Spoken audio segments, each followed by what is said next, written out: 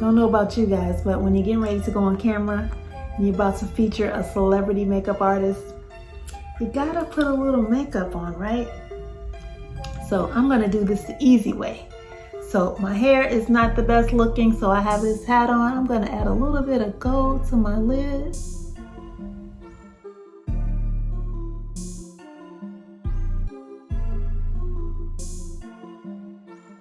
Add a little gloss, and I am ready. What do you guys think? So guys, in today's video, we feature Beauty by Rudy.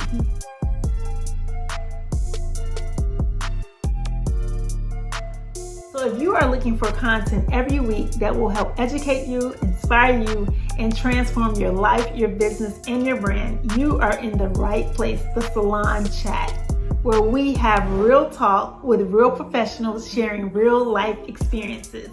So are you ready to go inside of our virtual salon to see what's happening inside as we chat with Rudy Miles out of New York City, Beauty by Rudy? Make sure you like this video, subscribe to our channel, and hit the bell notification so that you can be notified when we release new content every single Wednesday. So let's check out what's going on inside our virtual salon.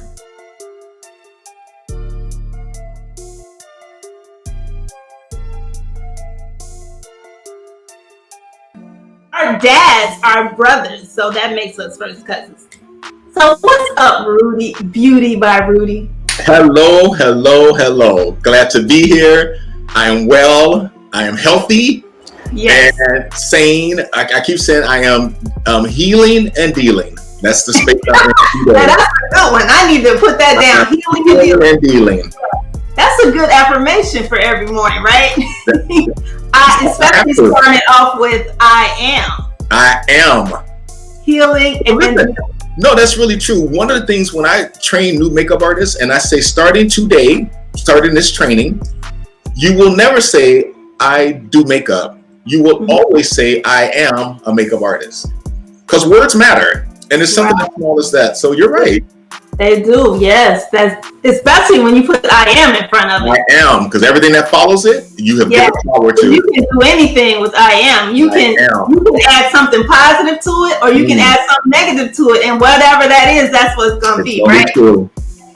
So tell us a little bit about you, Rudy, and how you got started in the beauty industry. So it's really funny because I'm originally from Chicago as home. And in Chicago, for a short period, I was pursuing a modeling career. Now, the funny part to that is I'm actually I don't know if they still use it. Pivot Point is the beauty school in Chicago. They have a book for men's hair cutting. And I'm actually the male model for the high top fade from the 80s and 90s. So I'm the model for that. But I moved to New York in 1995 because an agency said to me, if you come to New York, we'll see if we can get you work. So what I heard was, move to New York, we're going to make you a model. So keep in mind, this was the heyday of like Tyson Beckford, like when he was really huge. So I moved to New York with $1,000 in my pocket, and in a week I had $500 left because I lived in an apartment with 4 bachelors. We went out every night. We ate out every meal. And I went through my money too quickly, and I needed a job. So I went to Aveda because I knew Aveda from Chicago. I worked at a salon that carried some Aveda products just to sell shampoo, because I was like, at least I can make some money. I don't want to go home yet. I'd only been here, a week, and at that point it had been a month I was not working. I went to Aveda and got the job at the store. So that job was a retail job, selling. And to this day, I still love to sell. I mean, that's really, I think, my stronger attribute versus, artistically that, but I'm really good at like connecting and selling. And in that store in 1995, we opened December 1st, which is holiday, right? With all newly trained team. But we turned that store in 1 year to a $1.5 million location. Wow. And I could sell everything, hair care, candles. I loved it, except my manager pulled me aside one night. She's like, Rudy, you're doing so great in the store, but you're not selling makeup, and your makeup sales are too low. And I was like, well, that's because I can't do makeup. She goes, everyone has to do everything. So we started something called Makeup Mondays, which is really funny because on social media, every so often on Mondays, I'll post something that's a Makeup Monday kind of reminder. And it really was training. A guy took us downstairs to the basement, Brian Dupre. He taught us how to do techniques on ourselves, how to pick foundation. And then I would come upstairs and practice. So this is 1995. Wow. Something shifted. I don't know what happened between 95 and 1999. I was asked to join the makeup team as a trainer and as a retail educator. One of the ladies who trained me was so good as an educator because she really helped me understand makeup as an art form. Not like do this on everybody, but for each person, look at them. Right. And it really helped me grow as an artist. And then I became part of the makeup team in 1999.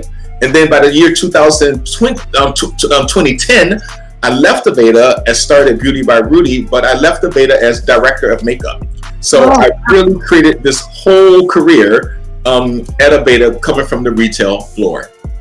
So how did you move up so fast in that company? You know what's amazing? This is the thing. Okay, so I have to get us in a mindset of this was Aveda. Some of you may not know, but Estee Lauder now owns Aveda. They own Bobbi Brown, MAC, they own a lot of brands. But this was before Estee Lauder even owned Aveda. So it was privately owned by the founder. His name was Horst Rekhas. So because the company was so small, there was nothing but room to shine. So if you were great, and that's why I stayed at the company so long, because the culture when I started was so fair and just. If you were good, you got promoted, you got a raise, you got opportunity. He was so inclusive because the company was about global inclusion. That was our whole mission, and our whole brand was about that. So I got noticed by someone on the management team working on the retail floor, working on a guest. And I think like she was difficult, and they saw me being patient with her and just working with her. And he went to my manager and said, "Who's that guy?" He's like, "Oh, that's Rudy. He wants to join the makeup team." He's like, "Yeah, we want him on the makeup team. He's really good." He didn't even see my work. He just saw me working with a guest. And every opportunity I said yes to, assisting people. And what happened at Aveda, because we are our own story, our own talent, every time we did posters, like all the Aveda ads, all the magazine ads, I would do the makeup for the models. So my portfolio ended up being advertising. So I had great cover stories and covers of magazines, ads inside with shampoo that showed clients that I actually was an editorial makeup artist working for a brand. So that was sexy to clients. Then when I left Aveda, what became sexy to clients is my background in retail. Brands understanding that I get the marketing side of the business. It's a business. Doing a pretty eye is pretty, but brands are trying to sell that pretty eye, and that's what they want you to also be able to talk to. Now you said something interesting, because you said that the guy had never seen your work, but he saw you work. And I always say that your work is your brand. And it's not just the look of your work, but it's how you work and the culture that you create when you work. So that's huge. What do you think about that? You got me, like, I literally got chills. Now, I'll tell you why. I told you this morning I had another call with students, and this is the one thing I talked about with the students. When you talk about wanting to build a career, how you show up is your brand. Like, it is being on time, how you address everyone on set, because you don't know who's who, being a team player, having no ego. And I can't tell you how to act and how to be, because the industry will fold you. The industry will train you if you come into this industry that way. Even your clients. It is. And I've always been, engaging, interactive. I know when to talk, when not to. Even to this day, your client is not your friend. So when you're working with these celebrities, sometimes there's a lot of proprietary things going on around them. You can't be all in the mix, looking over their shoulder at the phone. Like, I speak to and spoken to, and just show up and do what I'm there to do. So when you talk about that, and you were talking to the students today, and when we teach, because what I really feel like, because I've been an educator for years also, and what I really feel like is that they're not really educating the students. Like you just mentioned, the way you do anything is the way you do everything. And if you're showing up to school late, guess what? Don't think that that's going to change when you work in a salon, even if you start off as an assistant. You need to start off as an assistant. If it's an assistant MUA, if it's an assistant hairstylist, You need to start off as an assistant, like that is your business. Like you own that business, you own that client, and you need to own that. But like I said, the way you do anything now, even in beauty school, is the way you do everything. My spouse has this thing, he says, don't say yes and then bring no energy. And what I say to people, when you come to me and you want to volunteer and help out, you should be working like you're making $65 an hour. So don't come volunteer and be lazy on your phone, doing stories. I get social media and why it's important, but when we are at a job, we are there to work. So even at Fashion Week with my team, we set up, we have a certain way we set up, and that they all know how to set up. We don't work on the back of our hands. Not that that's wrong or right. It's just we work around very high-end clothing, and the last thing you need is a model to bump against the back of your hand, and now you got makeup on her clothes.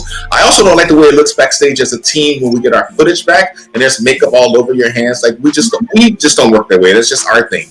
But so as a team, there's a standard of how we work, and I have to be around those kind of people, because when you are there to assist me, you're there as my equal. But even starting out, I was the same. Show up on time. What can I do? Yes, I go get coffee sometimes. I've been at photo shoots where they're cutting hair and I sweep the hair up, because that's what you do as a team member. It's part of the bigger picture. And working with the Aveda brand and throughout your career, what projects have you loved the most, and what projects have you least liked? So I have to honestly tell you, when people ask me that question, what always comes to mind first for me is a trip I took to Brazil to visit the Yawanawa Indians, which live deep in the Brazilian rainforest. They live so deep in the rainforest, it takes you 4 days to get there. And they're untouched by colonizers, and untouched by Westerners completely. They actually had white settlers come there and they kicked them all out because they were trying to take the land, and they infected a lot of them. So it's that for acres and acres you see the land that they own. The reason that trip was so important to me is because it was part of an Aveda story that we told about how we use some of the pigment from this tribe in makeup and skincare and hair care products as a partnership. So going there to learn the face painting, the intricate face painting that they do, and be immersed in their culture was so uplifting, because it definitely changed me as an artist. It made me really come back and think I'm an artist that more than I am, a makeup artist. I'm an artist first and foremost. And to really understand the Aveda mission, a brand really trying to do something different in the industry, an industry that usually doesn't care about, green and all of that. So that trip was really meaningful to me because it really was an immersive thing. My least favorite thing I'm going to tell you was when I started doing Fashion Week. A lot of people, yeah. Listen, I'm going to be real with you. If you look at any of the footage of me at Fashion Week, you will see I am a drenched mess on almost every one of them. I think that this last year is the first time I didn't sweat. But my team makes me good. They love the element. They love the speed of it, the pace. I don't like, there's people trying to talk to you and you're trying to do I like to work. So it's not my forte. But when I first started doing Fashion Week, some of the designers were very mean to me. But I also realized it wasn't about me looking back. Most of them are not even around anymore. They don't even have collections. So now I literally do one show each season. His name is Zane Toy. He's a Malaysian couturier. His clothing is very high-end, beautifully. I mean, his clothing, it's just elegance. And from that one show, I get a ton of press. We get paid, and it gets me other work. And that's like working smarter, not harder. Yeah, that's one of my lifelong dreams and desires is to attend Fashion Week. We can make that.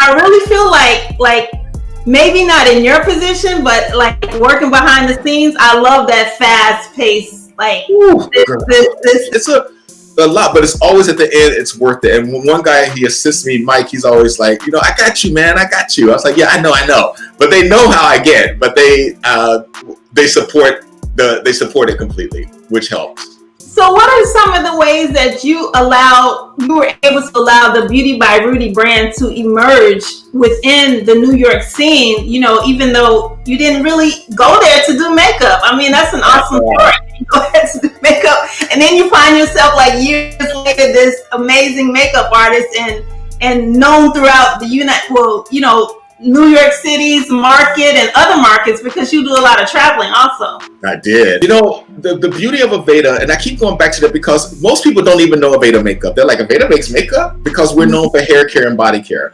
But if you think about it, because I was able to excel in the makeup at Aveda, I was a big fish in a little pond. I had no competition. So I was able to do, you know, all, like I said, all the magazines and covers and all of that. So that was one aspect. The other aspect, like you, I'm also an educator. So I would develop curriculum and write programs for salons to grow their business by using Aveda makeup as part of their service and part of their business plan. Okay. So when I left Aveda, I had this great portfolio which showed clients that I had done editorial and advertising work. I already had a following with Fashion Week and was known on that scene. And I had traveled and created relationships in other markets through Aveda, where those clients now invited me back to their salons, back to their schools to do education. So it really built. And then Beauty by Rudy became this idea of, and I say this to everyone, find your own voice in this industry. It's so easy to copy what you see because it's you think it's hot now, but find your own rhythm and your own voice. So I quickly started to do products that I wanted to launch so that I could have something to talk about of my own backstage. So instead of saying, it's this person's lipstick, it's like, oh, it's the Beauty by Rudy lipstick. And then from that, because people told me, like, you know, I have several streams of revenue. So I started to have that mentality, like, I'm one person, I can only be in one place at a time. But if you're on my website and you're buying face charts and you're buying other stuff, then that's another stream of revenue. But I really just built relationships. The last thing I did was I went back to school to get my license as an esthetician, a skincare therapist. So that changed the game for me because now as a licensed professional, skincare companies looked at me differently too. So it opened up my offering as a professional as well. Let me know down in the comments what part of this feature has excited you and inspired you the most. But a lot of salons are rethinking their business model in that way as well, because it's really like the beauty of having your own business is doing what you want to do, not what someone's telling you to do. And I think a lot of salons are starting to think that way. How can I maximize my business that speaks to more to, again, my brand, without having to rely on this brand that has recognition, but it may not really be serving me the way I feel it could or should. What did you enjoy most before the corona, this corona? Because I know you travel and educate. What do you enjoy most about that? And would you consider taking your education into the digital space? So I have to tell you honestly, I love teaching off this program called the Beauty by Rudy Makeup Academy, and every city had their own name for it. But what it was a 5-day intensive makeup class, 9 to 5, Monday through Friday, of makeup 101. But it wasn't like watching YouTube and then copying it, or watching Instagram stuff and copying. It wasn't that. It was a curriculum I had written that really taught makeup from the artistry point of view and concepts like, why does red cancel out green? Like, what makes a smoky eye smoky? Depth, dimension, blending, placement, texture, color choice, all of those things. What I loved about those programs is those artists became my team. Because now I have this army of people that I have hand trained who know exactly when I say, hey, we're doing the femme fatale backstage, they know that means the smoky eye girl, because we have a language in common. So I will tell you, at Aveda, I traveled a lot. I've been to every continent except for 2, Antarctica and Australia. But later in my career, I got tired of traveling. And there's one girl who came through the Philly class. Her name is Camilla Bravo on Instagram. She has over 450,000 followers as an influencer. She travels the world, gets paid. But I said to all of them when we start those makeup classes, use this opportunity to grow your brand. Starting today, you are thinking of yourself as a brand. Not just like the physical aspect and the application aspect of makeup. Did you teach marketing and branding within that education? We taught the first 3 days of the class was very intense, like makeup technique. On the 4th day, Thursday, we taught editorial makeup and how to build your career. And there was a whole section on how to, your email can't be Sexy Kitten 123 unless your brand is called Sexy Kitten. Right. Doesn't make sense. Like little things like that, how to write your resume so it's evergreen. So instead of saying, I've been in the industry for 13 years, you say, since 2005, I've been doing blank, so that it's evergreen. Things like that. Mm-hmm. And then I started, but the funny thing is you have to also think on your feet. Because of COVID, I started offering virtual workshops. Like I did more for consumers. I really haven't done education. Unless I feel like, to be completely transparent, I feel like if you are a learner who can learn from the screen, there's a lot of stuff on YouTube that you can, if you sit there long enough and go through it, you can put it all together. I haven't offered it to students, but I have offered consumer workshops where we sit just like this. And it's so cool because I don't, I do sometimes a little bit on myself, but it's more coaching the ladies. And they love it because it's comfortable, it's one-on-one, there's no judgment. We tried to do one with like, a group Zoom thing, but it's, different levels of learners. So we just felt like one-on-one was a lot more personal and fun. So let's get down to what's going on in the world, in the New York, I would say first, in your community, stuff is going on in your city, in your state, in the country, and in the world. Because the same thing is going on all over the world. So what is your honest opinion about Blacks in the beauty industry right now compared to how you moved and maneuvered your way through the industry without even having a professional background and going to school for makeup? I mean, you just maneuver your little way on through the beauty industry. And now, what is your honest opinion about Blacks in the industry? And as far as like, being in periodicals, salon periodicals, and also just like Vogue and all those magazines, and how they do or don't recognize creative Blacks in the industry. It comes up every so often, 5, 8, 10 years, where there's a conversation of no Black models on the runway. And then we get our Black models on the runway, and then it goes away again. I have a magazine cover from 1960s with Naomi Sims on the cover, a Life magazine, a whole thing framed, that talks about the same thing. Where are the Black models in beauty and fashion? From the 60s. So, wow. Right? So that's that conversation. We talk about it in representation of when I created my first image with the model for lipstick, then my second color I launched, I used a sister because I'm like, she's beautiful, but we buy stuff with beautiful non-Black people on it because we want the product, but they don't think to represent us, but we buy it anyway. So if you want my lipstick, you buy it with a Black girl on as the image, and it's sold out. So that wasn't a conversation. Creating content, it is no secret. When you look through Vogue and all those magazines, if you see a Black makeup artist, it's usually Pat McGrath because she's British and they use her because she's Pat McGrath, or it may be an article with Sam Fine talking about specifically a Black woman, like something very specific, but they don't see us for editorial layouts and the big campaigns, and that's just an unspoken ill of the industry that we have been speaking about for a long time. The talent's there, and we're saying, don't hire us just because you got a Black model on set. We do it all. We do it all. We do it all. So I, to be honest, have always shown up at jobs as the makeup artist of talent, and I can read people, like they look at me, don't know what I can do because they don't know me, and that's fine. I let my work speak for me in that way. But I will honestly tell you, this conversation we're having globally, it's not a moment. It is not even a movement. I think it is truly a revolution. People are fed up, and rightfully so. I support every peaceful protest out there. People who can't form their lips to say Black Lives Matter because it stirs up something in them need to deal with, I don't care if you can't say the words, can you be an ally? Because the issue isn't what you're saying, it's what you're doing. I couldn't care less. So I stand, but I've always been vocal, and I tell people, if you look at my Instagram, I show up on my Instagram as a person first. So you're going to see some art, you're going to see my stream of consciousness too, because I'm a human.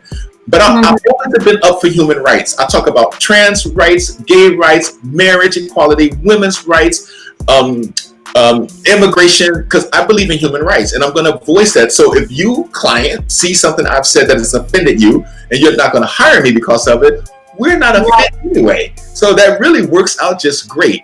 So I do think it's important for us to show up as our authentic selves. And I talk about Black things because I'm Black. I talk about everything that is on my consciousness, and if I don't get work from it, it's work I would have never known because I didn't get it. You know what I mean? But it's important. It's very relevant, and it will be a game changer. Now, my only concern is that we, Don't let this become the black trendy thing to do. So that's exactly what I was saying. So I've also called out some others. I don't call out brands by name, because I think you know who you are.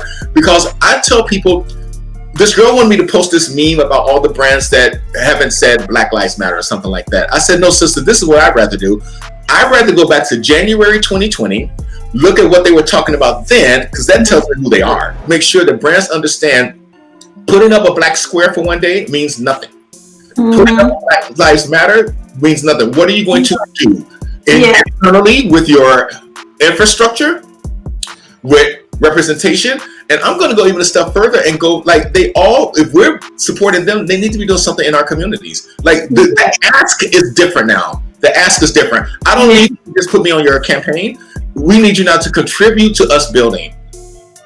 Yeah, because that was my thing, because, I'm seeing that like everywhere on people's IG, Facebook, and the emails, it's emails personalized. Sharon, you've been in the industry, even like the Salon Today magazine and so many periodicals. And that's what I was going to ask you. Like, do you really think this is going to stick? Like, to be honest, I can't see it sticking with everybody. Oh, I agree. I can see it sticking with some brands, but not everybody. Like, I agree. Because to me, to be honest, it just can't go away that fast. Like, it just can't. And what's going to have to happen is we, in those spaces, using the power that we have to move the needle. So I completely agree. I'm not going to support brands that do not support diversity. And I mean, listen, I'm not so shallow that I only need to see black people when I open up a magazine, but I need to see something other than white people. I need to be like Asian. Give me something. Give me something. That's all I'm asking. And so I'm looking very closely at skincare brands and makeup brands and things that, I may like. Some of it I don't even use, so I really don't even care because I don't use that stuff anyway. But it's gonna be up to us to kind of make sure we want to see that shift. And I'm also a consumer. So as a consumer, I want to see a brother on a shave ad. No, that white man ain't got hair like mine. I want to see somebody with my kind of beard. I don't, not this hair. I want to see somebody with a beard like mine. I want to see someone that kind of looks like me. Again, that doesn't have to be literal, but but you're right. And I think people have to understand the conversation around a lot of the frontline people too is, if you're not part of this movement, you're already getting left behind, because they're watching. It's not a moment. Like, they literally are watching. And I don't want to bully brands. Like, I don't want to be where you don't want me to be either. Like, if you don't want to do it, don't, and keep your money where you're keeping it. I tell you, this is what gives me pause. I reposted something from Bobby Brown because they made a statement that they support Black Lives Matter. Not so much about them supporting it, but the feedback they got afterwards from their racist customers who are like, you just lost me forever as a customer. I need to understand, what about inclusion is so evil that you don't want a brand to include everyone? What is that? Again, what does stir up in you? That is something about you that you need to look at, but they won't, because they just can't admit that they have that much evil in them. There is nothing dark about wanting a better world. So you're telling me, instead of wanting a better world, you're going to turn your back on the brand because they've made a stance to be more open, to reconsider things they hadn't considered before. And that's a bad thing? You got problems. That's sick. That's sick. Yeah, it really is. So now, did this come up in the student conversation, the student call that you had today, or not really? It did. So the way we framed it was much more about like the state we're in. I think they meant more COVID, but I went there because how can you not go there? I had to explain to them, like, listen, I'm a human being. When all this started, I worked for a little while at Chanel, which we'll talk about that later. But one of the girls I worked with, she called me up. She goes, Rudy, are you okay? I said, why? She goes, I see some of the things you're posting. It seems like this is right after George Floyd. It seems like you're not really handling things well. I said, why would you say that? She goes, well, just for some of the things you're posting. I said, okay, hey sis, let's do this. There's Rudy Miles and there's Beauty by Rudy. Rudy Miles is who I'm born as. It's my DNA. I'm visceral. I'm a human. Beauty by Rudy is the pretty smoky eye and the nice red lip. That's the artist. I have a voice. I'm human. I'm going to say what I feel. So I'm not engaging in conversation with fools who want to challenge a thought. go take that to someone who wants to challenge your thought. I'm building up. I want to talk about inclusive conversations. I don't even mind. I've had white friends call me who have some questions. That's okay. Let's talk about it. Most of my white friends, we've already had this conversation years ago. It's not even something new. They're like, damn, remember that time? Yeah, I do remember. Because you can't interact with people, and I should say you can't. I can't interact with people and not talk about the woman thing, or, you know, I'm at a party and sometimes the trans stuff comes up and people are like, I don't get it. You're either one or the other. Like, that's so weird. I'm like, so let's talk about that. Have you ever heard of like the gingerbread person? What's that? Well, the gingerbread person. It's this little cartoon that helps explain, you know, the difference between sex and identity and persuasion and all those things, because you don't know what you don't know, and it could be weird being like in the dark about something that is so different for you. But that's okay not to know. What's not okay is to let your not knowing be a reason to lash out at the people that you don't know about versus trying to learn about that. So what have you been in circles where you guys talk about makeup artists and estheticians and how to protect yourself? Because when you're doing makeup, you can't wear a face mask. Or if you're getting a face, like I have a girl that's an esthetician. My girl, she has her business in Arizona, and she's just been doing a lot of waxing because she can't do facials right now.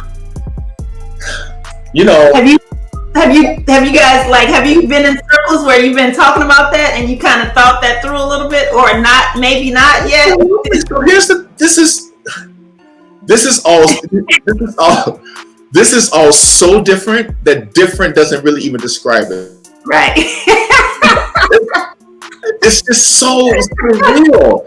But the crazy part is, I really think like the COVID situation set us up for the protest. Like, it's almost like a chain of events that in a strange way makes sense together, because I couldn't have done this in the reverse.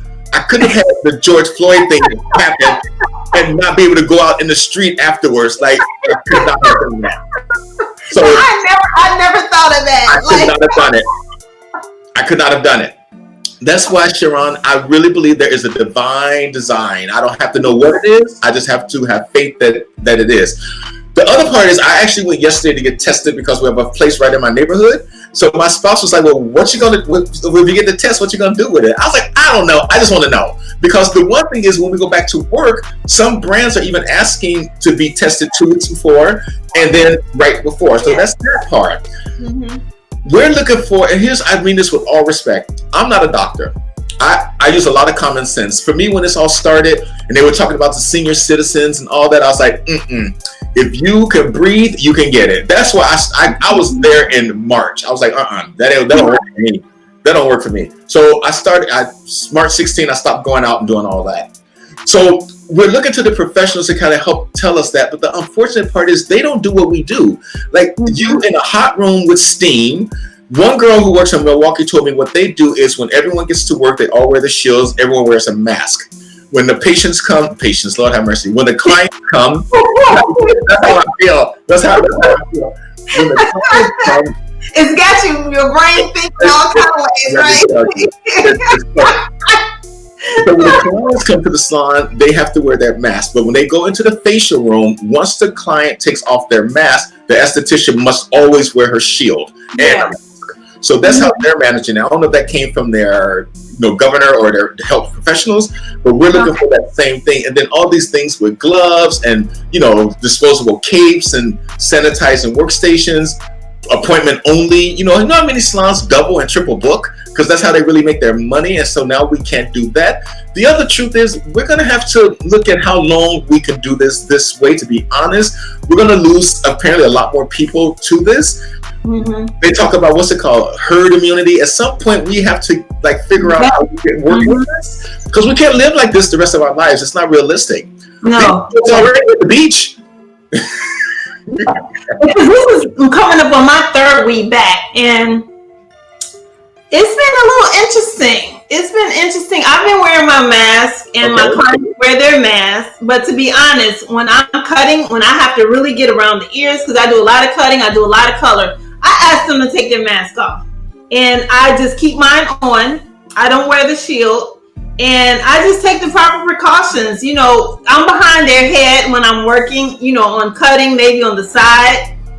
And when they're at the bowl, if they have to take it off, if they have like an extra mask, then they'll leave it on. But because this is all going to get wet, it's got color on it. It's just like. That's what we're saying with the health professionals. They can make recommendations, but what we do is so, like, I can't do makeup 6 feet apart. Like, I ain't no social distance makeup. Not that you're going to wear, not that you can keep on. Yeah, you ain't going to wear. So we have to kind of adjust, and maybe there's some, like the PBA, the Professional Beauty Association, is helping with some of that conversation. I've been on some professional calls too, like with PBA and the CDC. Yeah, I've been getting their emails. Yeah. CDC, and talking about some of those things too. Proper sanitation. But honestly, Sharana, you think about it, folks should have been doing proper sanitation anyway. If you notice, sanitation hasn't changed since the COVID. We've added some other things, but you should have been barbicide, marvicide. And I mean that. I've been to a lot of salons. Let me tell you, a lot of them. But I really feel like, for me as a hairstylist, I think that the one client at a time business model creates some more exclusivity. I agree. Like in the past, when I had my salon, I might have 3 or 4 clients at a time, but because I'm very efficient and I'm fast, this hasn't really changed my business model. When I came down to it from a salon to a salon suite, and now I'm in a small studio, I was used to the 1 to 2 clients at a time. So I have like a space where I have a curtain and have a dryer on one side, a dryer on the other side. So, and then I went up on my prices because the value that I'm adding to the services that I'm offering, like, I don't want anything. I'm not saying I don't want. Most of my clients are not paying anything less than $100 and up is the average ticket. So, the value that I add, I have candles, I have little spa waterfalls, and it's all about the culture and the environment adding, because you're used to doing like 5 clients at a time, but you're charging them $35. You're really not going to make a lot of money doing 1 client at a time. So you need to learn how to increase that ticket, but before you increase the ticket, you got to increase the value of Absolutely correct. Absolutely. That's very important. No, that's a very good point. I love that. So what do you see, what do you visualize about going forward, your vision for the Beauty by Rudy brand in the next 5 to 10 years? Woo, so funny. I used to talk about retirement so much, and then I saw this interview with Cicely Tyson, and she's like, "I'm never going to retire." And I never even thought about just great, right? Like, it didn't cross my mind. So now I don't even think about retirement. I'm thinking about her skin is just gorgeous. Her skin, oh my Lord, that woman. And I think there's something beautiful about work and the joy. So I've always been. I say to the universe constantly, I'm open. And that's been like, I think about me standing on the retail floor. And from this year, it's been 10 years since I left Aveda. And so who would have known in 2010, I would have left. I never went back to a brand. Like the 10 years I've been on my own, making it happen. I was like, I pat myself on the back. This was last week when I was journaling. I was like, boy, you did that, because it's not been easy. It's not been like, consistent. And, when I first quit, a friend of mine was like, so what are you going to do? I was like, well, I'm going to be a freelancer. I said, but the first 4 letters of freelance, right? It's FREE. I am free. He was like, boy, you are unemployed. He's like, I figured it out. So what I really want to do going forward, I'm loving the space of skin. Like, I went back to school for aesthetics. I don't know if I want a storefront studio, but I do want to work more in a space where I can work with skin and makeup. Like you're talking about this exclusive kind of one-on-one, very, I don't know, what's the word? Curated beauty, like very curated beauty, where you come, you get your makeup done. Maybe I'm not even doing your makeup. Maybe it's just a space you can come where you can use to do your makeup, and I'm a coach or whatever that is. And education, seeing what this looks like. I still think there's a lot of room in our industry for training artists to be it is. Career. Like the real business. In all aspects of our beauty. All aspects of it. I really, really do. Really do. So do you think that the MUAs that are in school, do you think they're really learning a lot about Black skincare? Because it is a lot. I mean, it's a lot more aspects to understand about Black skincare as opposed to lighter skin complexions. So I'm gonna, the unfortunate truth is I'm gonna say, based on my experience in school, the answer is no. Everything I learned about black skin, I learned outside of school, because school teaches you enough to get your state board. They don't really teach you, like, why we hyperpigment and what's the best products to help us hyperpigment. Why you can't use all peels on everybody, because if a peel makes you peel, that's also trauma to the skin in its own way. That's also gonna create the trigger of hyperpigmentation. The other part is, and I tell people this very honestly, is like, I even posted this last week, that I left a brand because they didn't have my shade of foundation. Think about that. So I'm director of makeup, but you don't have my shade. I can't stay here. I can't stay here. I'm a hypocrite going out to salons talking about this global conversation. And the unfortunate part is, we had a beautiful shade of foundations that went as dark as Alec Weck. Like, they were gorgeous. And did you have yours? At Aveda we did. But we discontinued them like a shade lighter than me and beyond, right? Because Estee Lauder came along and said, you have to reduce your product offering. So of course the dark shades went, because they didn't sell as much, because no one knew we had them either. So I do think the unfortunate part, and the beauty of, once again, when I trained that 1 week makeup class, you learned how to be a makeup artist on anyone. So when you come to Fashion Week, my artists can do everybody's skin, because they learned the concept of makeup. Skin tone is just about levels of color. The darker the skin, the deeper the colors you have to use. It's the same concept of levels of hair, except we're not lifting it typically. It's just a different use. And I do think that's important. So these artists today who are self-taught, and I think some of them are very talented, unless you could do global skin, you're going to be lost in this industry. Because the other truth is, global doesn't necessarily mean like Spain and the Caribbean. I'm talking about global skin changes that's happening right in our own backyard, because we're intermixing more and we're looking different, so that is going to be another reason to know skin tones differently too. So I don't think school, unless they've added something to their curriculums, I don't think that's the place you're going to learn it that in depth. And to be really honest, I really learned how to do great facials in the treatment room once I got into a spa. Because at school, you're like practicing and you're all scared and nervous and the teacher watching you. But when you're in your treatment room by yourself, even if you don't do it right, at least you're doing something. What kind of advice would you leave the listening audience for first professionals and then also consumers? Oh my gosh. For professionals, I keep saying this. I feel so strongly. Have your own voice. Because we're called makeup artists. It's art. Like, how can you, if you look at Picasso's work when he first started and later in his career, you would swear it was two completely different people. So have your own voice. Like, I think, like, when I'm hired, people say they can look at a picture and tell it's my work. I don't know if that's true, but there's a rhythm I like in makeup. First of all, I like women to look beautiful. So you hired me to make the woman look beautiful using product, not to change her and like resculpt the face. I can do all that, but that's not what you hired me for. You hired me for beauty. So for artists, I say, have your own voice and be authentic and true to that. For consumers, I really am begging consumers to be more conscious about where and how they spend. We're in a world now, and that's the part, I said this morning to the group. If I see makeup I don't like, I'm not going to kill you because I don't like it. I might just turn my head and not look at it. So the whole space around having to kill people who are different than me is so foreign to me, but I know it exists because I'm looking at it every day on the news and on my feed. But it's a concept I don't understand. So I feel like I don't need to be a woman to be concerned with women's rights. You don't need to be black to be concerned about human rights and equality. So as consumers, to use your dollar in those places as well. And if you have a voice, if you want to be vocal, to let brands know that you don't support them not supporting the community or the cause of the movement, whatever you want to call it. Because unfortunately for a lot of brands, it's the dollar that they listen to, not the voice. And so we have to hit them wherever we can get them. Yeah, that's true. What do you think about, real quick, some of the smaller brands that's popping up? I love the indies are changing the industry completely.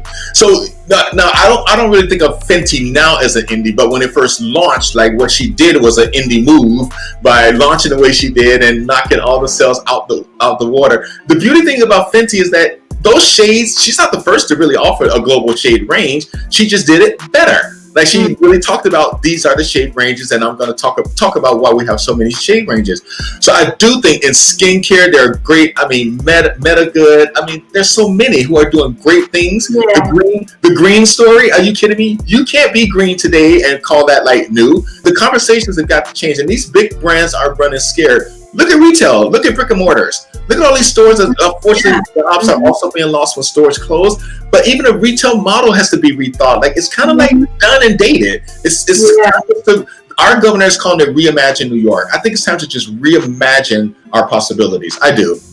I hope that you enjoyed this feature as much as I did. So let me know down in the comments exactly what you loved about this feature. Be sure to check back next week for more exciting content.